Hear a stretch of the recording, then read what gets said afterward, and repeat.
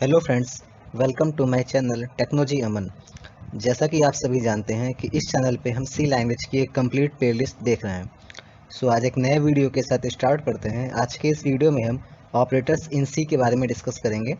तो आइए स्टार्ट करते हैं एक नए वीडियो के साथ। लेक्चर 4 पार्ट 4 ऑपरेटर्स इन सी।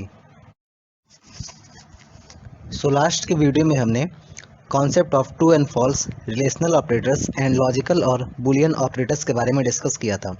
अगर आपने वो वीडियो नहीं देखी हो तो वो ऊपर आई बटन पे दिख रही होगी, आप उस पर क्लिक करके उस वीडियो को देख सकते हैं। सो मैं सजेस्ट करूँगा कि पहले आप वो वीडियो पूरी देखें, देन फिर आप इस वीडियो को पूरा देखें। सो आइए देखते हैं कि आज का हमारा ऑब्जेक्टिव क्या है। सो आज का हमारा ऑब्जेक्टिव है conditional operator, size of operator and bitwise operators. आज हम इन तीनों ऑपरेटर के बारे में डिटेल में डिस्कस करेंगे और एग्जांपल करके देखेंगे कि ये ऑपरेटर कैसे काम करते हैं। सो आइए स्टार्ट करते हैं कंडीशनल ऑपरेटर के साथ।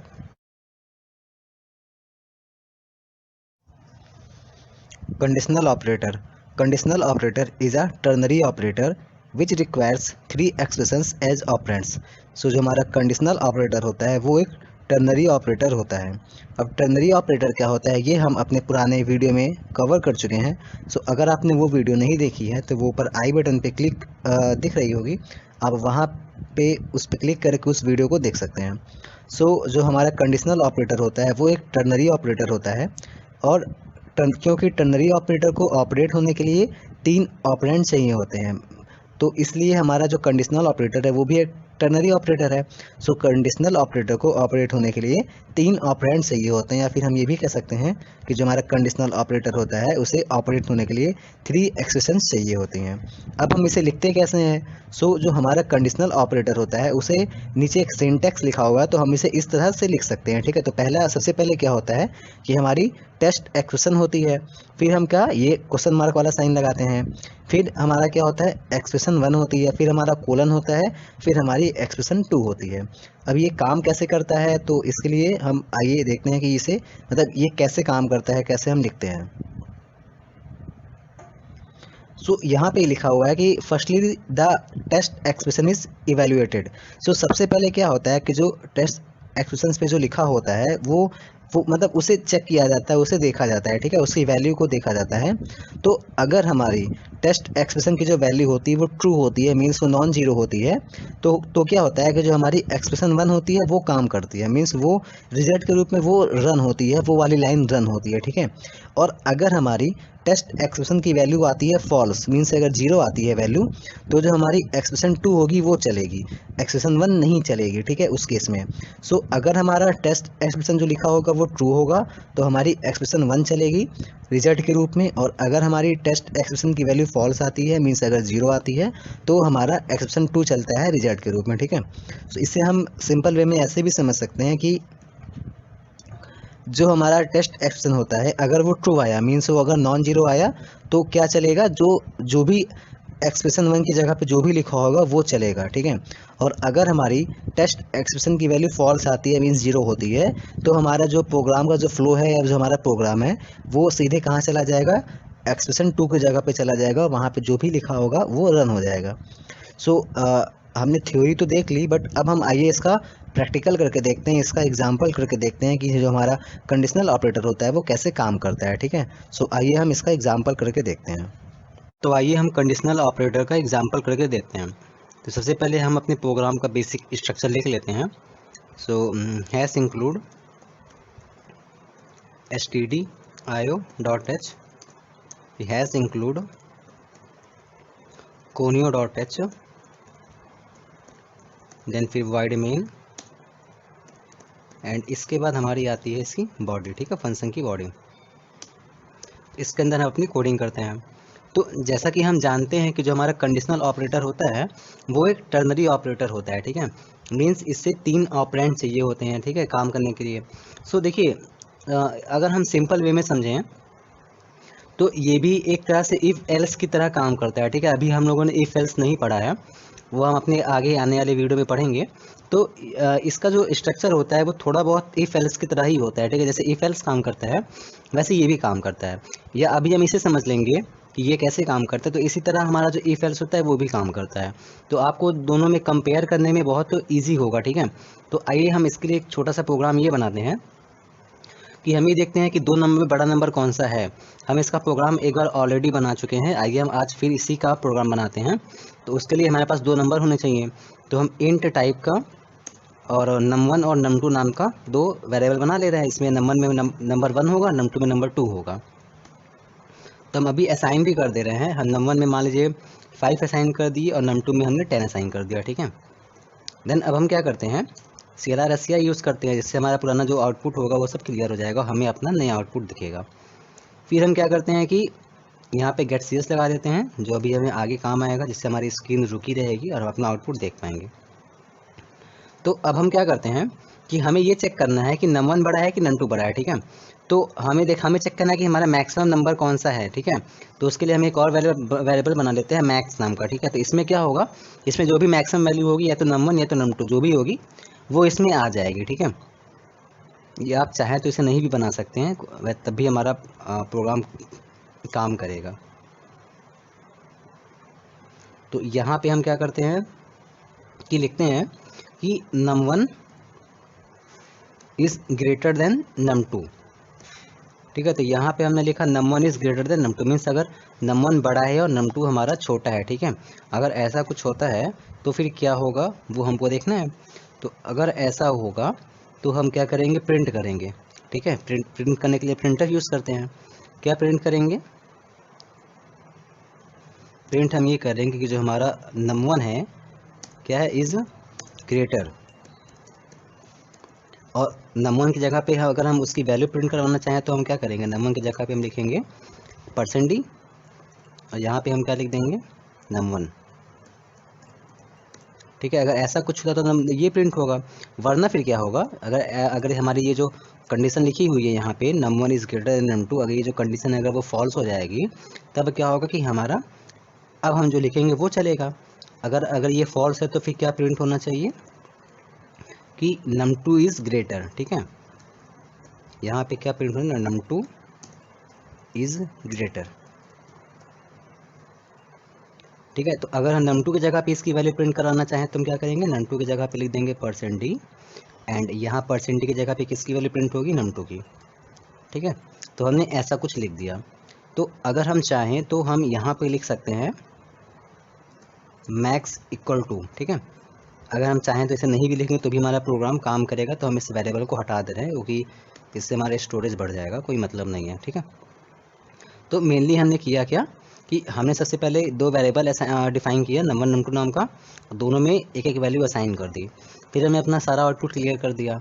फिर हमने यहाँ पे अपनी एक कंडीशन यूज़ की, ठीक है। कंडीशन में हमने क्या यूज़ किया कि num1 is greater than num2, जो हमारी टेस्ट एक्सप्रेशन कहलाएगी, ठीक है।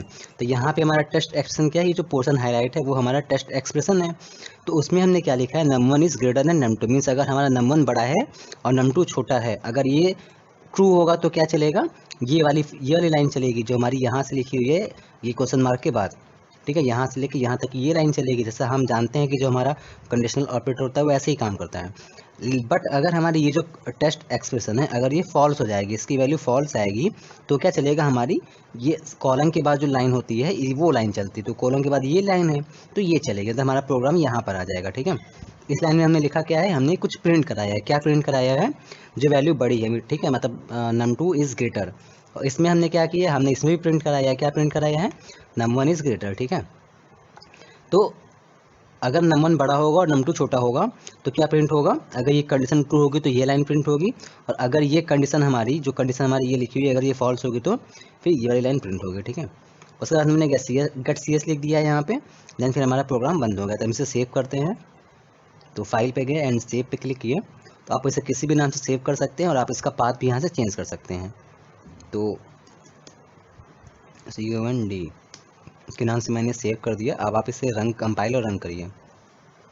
सो कंपाइल कर दिए, 0 वार्निंग एंड 0 एरर, रन किए। देखिए यहाँ पे क्या लिखा है, 10 इज़ ग्रेटर, अभी बड़ा क्या है, 10 बड़ा है। सो हमारा जो प्रोग्राम है वो सही काम किया है, ठीक है। अगर हम इसकी वैल्यू चेंज भी करते थे तभी कोई प्रॉब्लम नहीं आएगी। मान लीजिए हमने यहाँ पे कर दिया 50। सो अब हम इसे दोबारा कंपाइल रन करते हैं। उसके लिए आप कंट्रोल प्लस F9 भी दबा सकते हैं, ठीक है। सो देखिए अभी क्या 50 इज़ ग्रेटर, अब क्या है नंबर मतलब नंबर बड़ा हो रहा है, ठीक है। आप चाहें तो यहाँ पे नंबर 2 भी प्रिंट करवा सकते हैं, ठीक है।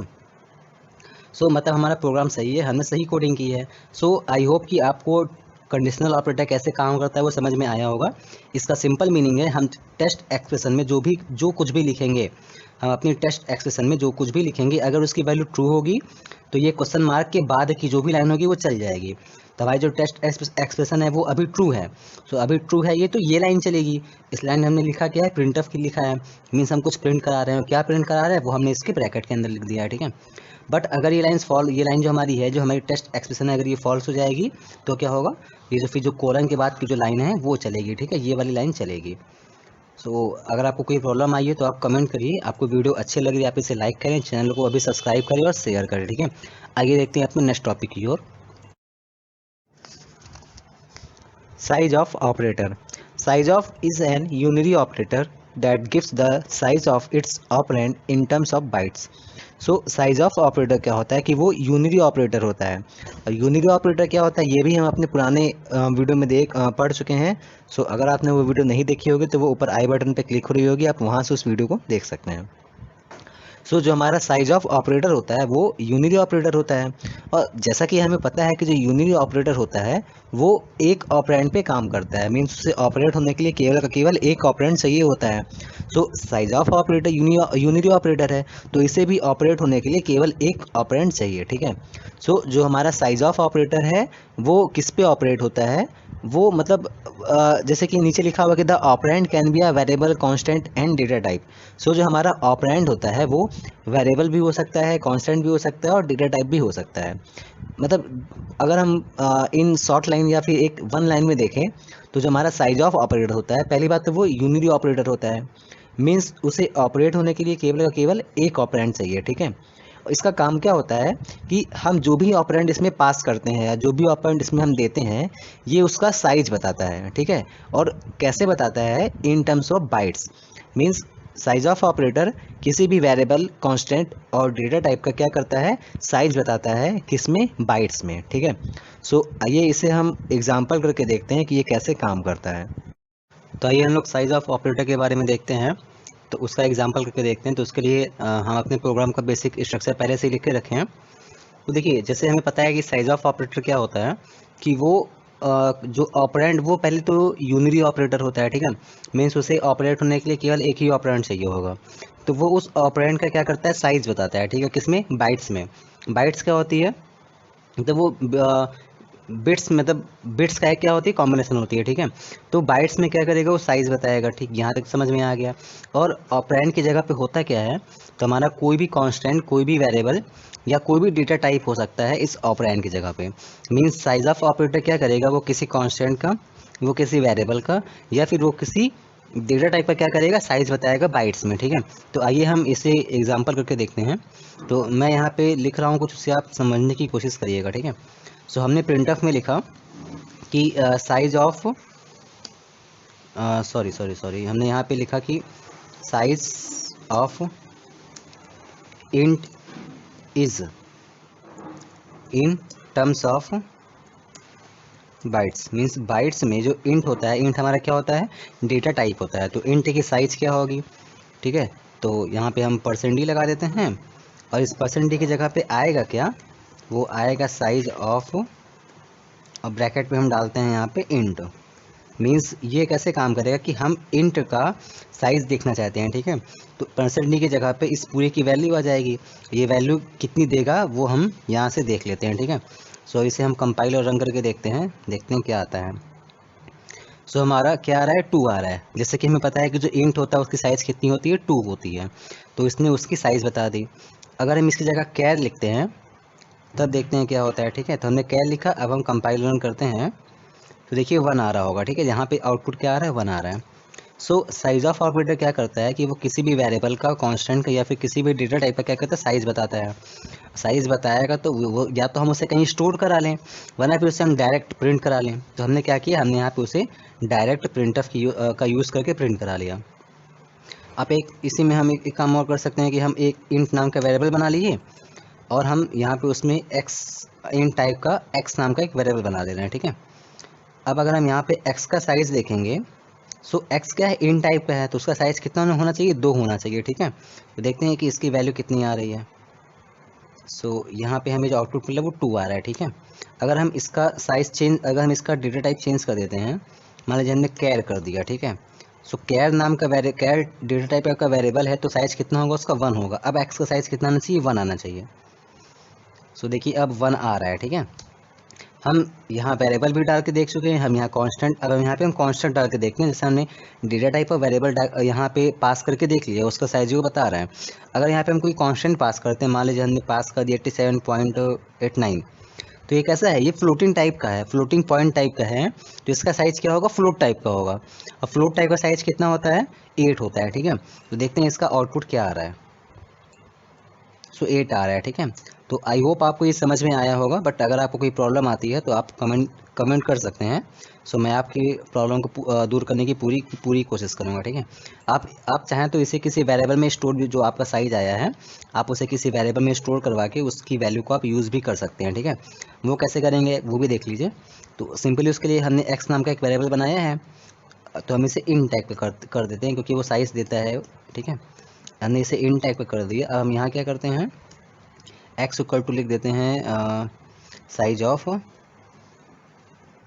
यहाँ पे पास कर देते हैं वही 87.89,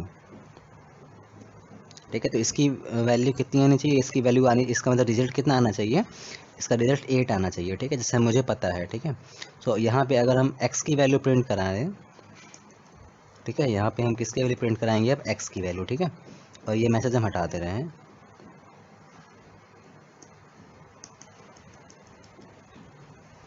सिंपल हम यहाँ पे लिख दे रहे हैं साइज इज, ठीक है। तो अब ये साइज ऑफ काम करेगा और वो इस कांस्टेंट का साइज निकालेगा और उसे x में स्टोर कर देगा। अब हम x की वैल्यू प्रिंट करा लेंगे। सो देखें ज़रा कितनी आ रही है, कंपाइलर रन करके। सॉरी, हम यहाँ पे सेमी कॉलन लगाना भूल गए हैं, सो इसलिए एरर आ रही है।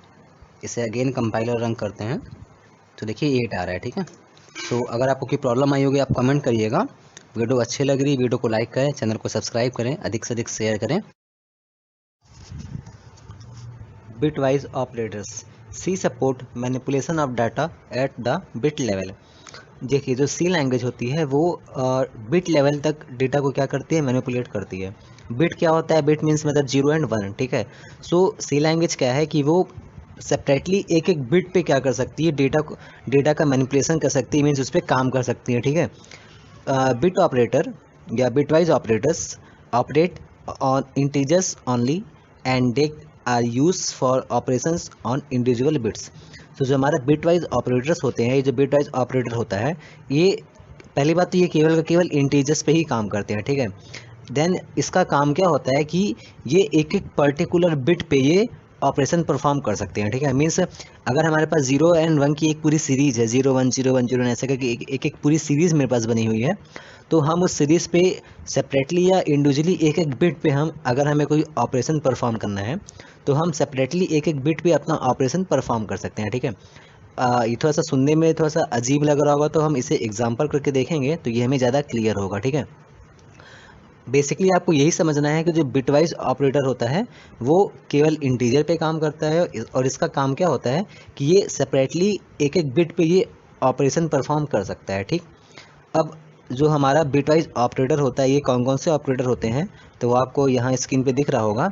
सो हमारा जो पहला है वो बिटवाइज एंड है, सेकंड वाला बिटवाइज और है, थर्ड वाला बिटवाइज नॉट है, फोर्थ वाला बिटवाइज एक्सॉर है, फिफ्थ वाला राइट शिफ्ट है, देन फिर क्या है, लेफ्ट शिफ्ट है। सो ये हमारे कुछ बिटवाइज ऑपरेटर हैं और उनका नाम है। अब इनका फंक्शन क्या होता है, ये कैसे काम करते हैं, तो हम इसका एग्जांपल करके देखते हैं जिससे आपको ज़्यादा क्लियर होगा, ठीक है। बेसिकली आप ये समझ सकते हैं कि जो ये सारे जो ऑपरेटर्स हैं ये पर्टिकुलरली एक एक बिट पे क्या करते हैं, अपना ऑपरेशन परफॉर्म कर सकते हैं। सो आइए हम इसका एग्जांपल करके देखते हैं, इसे समझते हैं।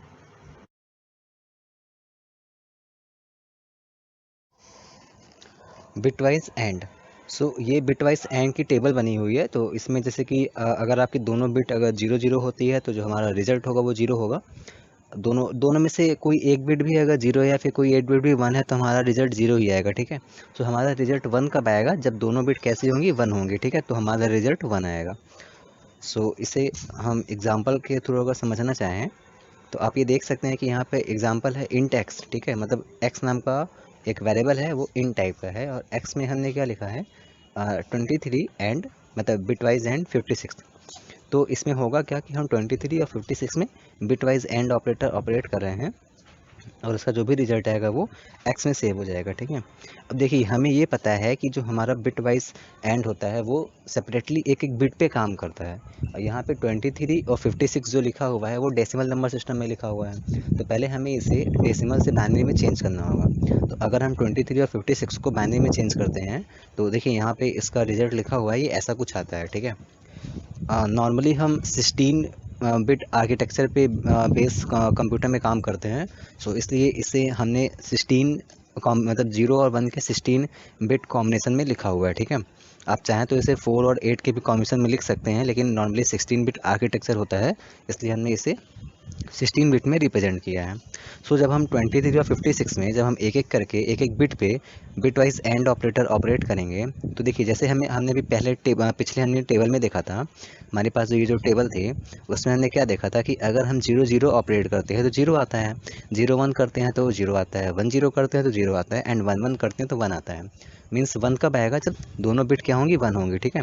सो ऐसा कुछ हम इसमें एग्जाम्पल में देख पा रहे हैं कि जब हमारा 1 0 है तो 0 आ रहा है, फिर हम राइट साइड से चल रहे हैं, ठीक है। सो 1 0 है तो 0 आ रहा है, फिर 1 0 है तो 0, फिर 1 0 है तो 0, फिर 0 1 है तो भी 0, 1 1 है तो 1 आएगा, ठीक है, फिर 1 0 है तो 0, फिर सब 0 0 ही है तो उसका रिजल्ट 0 ही आएगा। सो जब हम 23 और 56 में बिट वाइज एंड ऑपरेट करेंगे तो उसका रिजल्ट क्या आएगा, 16 आएगा, ठीक है। अब ये 16 आएगा वो हमारा कैसे आएगा, बाइनरी नंबर सिस्टम में आएगा, उसे फिर हम फर्दर चेंज करेंगे डेसिमल नंबर सिस्टम में, और एक्स में क्या सेव हो जाएगा, 16 सेव हो जाएगा, ठीक है। आप इसे प्रोग्राम बना के देख सकते हैं, इसका ऐसा ही आउटपुट आएगा, ठीक। सो हम आगे देखते हैं अपने नेक्स्ट टॉपिक की ओर। फिर हमारा क्या है, बिटवाइज और, ठीक है। सो ये और का सिंबल, बिटवाइज और का सिंबल होता है, और ये उसका एक टेबल बना हुआ है, ठीक है। सो अगर 0 और 0 होगा तो रिजल्ट 0 आएगा, 0 और 1 होगा तो रिजल्ट 1 आएगा, 1 और 1 होगा तो रिजल्ट 1 आएगा, एंड 1 और 1 होगा तो भी रिजल्ट 1 आएगा। मीन्स इसमें क्या देख पा रहे हैं कि हमारा रिजल्ट 0 कब आता है, जब दोनों बिट्स क्या होंगी, आपस में 0 होंगे, ठीक है, तभी हमारा रिजल्ट 0 आएगा, अदरवाइज हमारा रिजल्ट 1 आएगा। तो आइए हम इसका भी सेम एग्जाम्पल करके देखते हैं। अगर हम इन टैक्स मतलब हमने इसमें भी हमने एग्जांपल में अपना पिछला एग्जांपल ही लिया है। सो इस बार हम क्या कर रहे हैं, हमने एक्स नाम का वेरिएबल बनाया है, वो इन टाइप का है, ठीक है। एक्स में क्या है 23 और 56 है, मीन्स हम 23 पे और 56 पे हम और ऑपरेटर ऑपरेट कर रहे हैं। जैसे हम जानते हैं कि जो हमारा बिट वाइज ऑपरेटर होता है वो बिट्स पे काम करता है, और ये डेसिमल नंबर सिस्टम में लिखा हुआ है, तो हम इसे पहले बाइनरी नंबर सिस्टम में चेंज करेंगे। सो उसे हमने चेंज कर दिया, देन उसका रिजल्ट ये आया जिसे हमने 16 बिट आर्किटेक्चर में लिख लिया है। फिर हम जब इसे और ऑपरेटर ऑपरेट करेंगे तो जैसा अभी पीछे की टेबल में हमने देखा था कि जो हमारा 0 और 0 होगा तो 0 आएगा, 0 और 1 होगा तो 1 आएगा, 1 और 0 होगा तो 1 आएगा, एंड 1 और 1 होगा तो 1 आएगा। मीन्स 0 कब आएगा, जब दोनों बिट 0 होंगी, अदरवाइज कोई एक बिट भी अगर 1 होती है तो हमारा रिजल्ट 1 आता है। तो यही ऑपरेट मतलब ऐसा ही कुछ ऑपरेशन होगा इस एग्जांपल में। तो अगर हम राइट साइड से चलते हैं तो हम 1 0 है तो और रिजल्ट क्या आएगा, 1 आएगा, 1 0 है तो 1 आएगा, 1 0 है 1 आएगा, 0 1 है 1 आएगा, 1 1 है तो 1 आएगा, 1 0 है सॉरी 0 1 है तो 1 आएगा, एंड आगे सब 0 ही हैं तो 0 आ जाएगा। तो अगर हम 23 और 56 में और ऑपरेटर बिट वाइज और ऑपरेटर ऑपरेट करते हैं तो हमारा रिजल्ट क्या आता है, 63 आता है। अगर आपको डेसिमल नंबर सिस्टम को बाइनरी नंबर सिस्टम में चेंज करना नहीं आता है तो आप कमेंट करिएगा, मैं उस पर एक वीडियो बना कर डाल दूँगा, ठीक है। तो अब हम आगे देखते हैं bit wise not operator. So not जैसे कि हमने पहले पीछे पढ़ा भी है, सो नॉट ऑपरेटर का सेंस क्या है कि वो वैल्यू को निगेट करता है, उसको रिवर्स करता है। तो अगर हम 0 पे नॉट ऑपरेटर ऑपरेट करेंगे तो उसकी वैल्यू 1 हो जाएगी, और अगर 1 पे नॉट ऑपरेटर ऑपरेट करेंगे तो उसकी रिजल्ट क्या आएगा, 0 आएगा। सो यहाँ पे हम एग्जांपल दिए हैं, हमने क्या किया 56 पे not operator bit wise not operator operate किया है। तो 56 को हम अगर हम बाइनरी नंबर सिस्टम पे लिखेंगे तो ऐसा कुछ आएगा रिजल्ट 16 बिट आर्किटेक्चर के बेस पे। और जब हम इस पे नॉट ऑपरेट करेंगे तो जितने भी जीरो होंगे वो 1 में चेंज हो जाएंगे और जो 1 होगा वो 0 में चेंज हो जाएगा। तो अगर हम राइट साइड से देखें तो 0 था वो 1 हो गया, और 0 था वो 1 हो गया, 0 था वो 1 हो गया, 1 था वो 0 हो गया, 1 था फिर 0, 1 था 0, 0 था 1, 0 था 1, बाकी सब आगे 0 हैं। सो आंसर में क्या सब 1 आ गया। ठीक है, आई होप आपको समझ में आ रहा होगा। अगर आपको कोई प्रॉब्लम आ रही है आप कमेंट करिएगा, मैं आपकी प्रॉब्लम को दूर करने की पूरी कोशिश करूँगा। आप ऐसा ही सेम एग्जांपल टर्बो सी पे बना सकते हैं, उसका भी रिजल्ट यही आएगा। ठीक है, अब हम आगे देखते हैं बिट वाइज एक्सॉर। ठीक है, सो एक्सॉर क्या करता है कि वो 0 कब देता है, जब हमारा दोनों बिट क्या होगा, सेम होगा। अगर हमारा दोनों बिट 0 है तो रिजल्ट 0 आएगा, अगर हमारा दोनों बिट 1 है तो भी रिजल्ट 0 आएगा। इसका सेंस क्या हुआ कि जो हमारे पास दोनों बिट हैं वो दोनों बिट की वैल्यू जब सेम होगी, या तो दोनों की 0 हो या तो दोनों की 1 हो, तो रिजल्ट कैसा आता है, 0 आता है। अगर दोनों बिट आपस में अलग अलग है, मीन्स एक 0 है एक 1 है, या फिर पहली 1 है दूसरी 0 है, तो उसका रिजल्ट क्या आएगा, 1 आएगा। ठीक है, तो आइए हम इसका भी एग्जाम्पल करके देखते हैं। सो देखिए इसमें भी क्या है, एग्जाम्पल हमने अपना पुराना वाला ही लिया हुआ है। इन एक्स नाम का हमने एक्स नाम का एक वेरिएबल बनाया है जो इन टाइप का है। ठीक है, फिर हमने क्या लिया है, एक्स इक्वल टू 23 पे हमने क्या किया है, एक्सॉर किया है 56। ठीक है, सो 23 और 56 को पहले हमने बाइनरी में चेंज कर लिया। फिर जब हम इसमें एक्सॉर ऑपरेटर ऑपरेट करेंगे तो जैसा हमने पहले अपने टेबल में देखा था कि उसमें हो क्या रहा था कि जो हमारा, अगर हमारे पास दोनों बिट की वैल्यू सेम है तो हमारा रिजल्ट 0 आ रहा है, अदरवाइज हमारा रिजल्ट 1 आ रहा है। ठीक है, सो हम इसे एग्जांपल में देख सकते हैं कि हमारा राइट साइड से हम चल रहे हैं तो 1 0 है तो दोनों बिट क्या है, अलग अलग है, तो रिजल्ट क्या आएगा, 1 आएगा। फिर 1 0 है तो रिजल्ट क्या आएगा, 1 आएगा। फिर 1 0 है रिजल्ट 1 आएगा, 0 1 है रिजल्ट 1 आएगा। 1 1 है, इस बार दोनों बिट सेम हो गई है तो रिजल्ट 0 आएगा। फिर 0 1 है तो रिजल्ट 1 आया। ठीक है, देन फिर आगे सब 0 0 0 है तो फिर रिजल्ट हमारा क्या वही, क्योंकि दोनों बिट सेम है तो रिजल्ट कैसा आएगा, 0 आएगा। सो अब चलते हैं आगे नेक्स्ट टॉपिक की ओर। फिर आता है राइट शिफ्ट। ठीक है, तो राइट शिफ्ट का मीनिंग क्या होता है, देखिए राइट मतलब क्या, राइट साइड, शिफ्ट मतलब क्या, आगे बढ़ना। मीन्स राइट शिफ्ट का सेंस क्या है कि हम राइट साइड में आगे चलेंगे। ठीक है, सो इसका एग्जाम्पल देखिए, एग्जाम्पल में लिखा हुआ है int x। ठीक है, तो हमने x नाम का एक वेरिएबल बना के रखा है जो int टाइप का है। फिर हम क्या कर रहे हैं, x में x equal to 56 right shift 2, मतलब 56 को हमें राइट शिफ्ट करना है कितनी बार, 2 बार। ठीक है, इसका सेंस ये है। सो हम इसमें करेंगे क्या एग्जैक्टली, सबसे पहले हमने 56 को क्या किया, उसको बाइनरी नंबर सिस्टम में लिख लिया। ठीक है, फिर जैसे हमें पता है कि हमें क्या करना है, राइट शिफ्ट होना है, मतलब हमें राइट साइड में जाना है। ठीक है, आप एरो देख सकते हैं, तो हम ऐसे समझ सकते हैं कि हम लेफ्ट साइड में अपने 2 जीरो ऐड कर रहे हैं, क्योंकि हमें दो दो शिफ्ट होना है, मतलब 2 यूनिट शिफ्ट होना है। तो हम क्या करेंगे कि अपने लेफ्ट साइड में 2 बार या फिर 2 जीरो ऐड करेंगे। ठीक है, सो अगर हम लेफ्ट साइड में अपने 2 जीरो ऐड करेंगे तो राइट साइड की 2 वैल्यू शिफ्ट हो जाएगी आगे, मीन्स राइट साइड का तो 2 जीरो है वो आगे चला जाएगा। ठीक है, सो अगर हम 56 पे राइट शिफ्ट ऑपरेट करते हैं तो क्या होगा, उसका रिजल्ट कितना आएगा, 14 आएगा। ठीक है, आप इसे करके देख सकते हैं, आप कॉपी पेन लीजिए और उसमें, या फिर आप टर्बो सी पे भी प्रोग्राम बना सकते हैं, तो आप उसमें 56 लिखिए और उस पर राइट शिफ्ट को ऑपरेट कीजिए। ठीक है, सो होगा क्या कि वो 2 यूनिट या फिर वो 2 यूनिट क्या होगा, वो आगे चला जाएगा और उसके पीछे क्या लगाते हैं, जीरो। ध्यान रखिएगा हम हमेशा जीरो ही लगाएंगे, 1 नहीं लगाएंगे। ठीक है, और लेफ़्ट शिफ्ट का भी आप मतलब अब जान ही गए होंगे। सो लेफ़्ट शिफ्ट में क्या होता है कि जो भी हमारा वैल्यू होता है वो लेफ़्ट में शिफ्ट होता है। ठीक है, अब कितना यूनिट शिफ्ट होगा वो हम बताएंगे खुद। सो एग्जांपल लिखा हुआ है इंडेक्स और x equal to 56 left shift 3, means इस बार हम क्या कर रहे हैं, 56 को लेफ़्ट शिफ्ट करा रहे हैं, कितना यूनिट, 3 यूनिट। सो जैसे हमें पता है कि हम क्या ऐड करते हैं, जीरो ऐड करते हैं। ठीक है, तो इस बार हम कितना जीरो ऐड करेंगे, 3 जीरो ऐड करेंगे। तो अगर हम 56 को लेफ़्ट में शिफ्ट कराएंगे तो हम उसके राइट साइड में क्या करेंगे, 3 जीरो ऐड कर देंगे। सो अगर 56 में हम लेफ़्ट शिफ्ट ऑपरेटर ऑपरेट करते हैं कितना कितना यूनिट, 3 यूनिट के लिए, तो हमारा रिजल्ट क्या आ रहा है, 448 आ रहा है। ठीक है, आप इसे करके देख सकते हैं, आप इसका प्रोग्राम भी बना सकते हैं।